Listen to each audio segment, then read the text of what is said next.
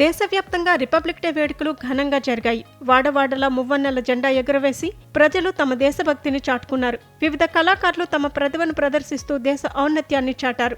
అంతేకాదు, దేశంలోని ప్రముఖ పుణ్యక్షేత్రాలు సైతం రిపబ్లిక్ డే శోభను సంతరించుకున్నాయి.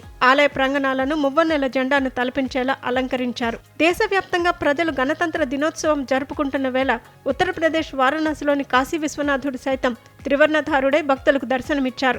జాతీయ జెండా రంగులను పోలిన పుష్పాలతో శివలింగాన్ని అలంకరించారు అర్చకులు.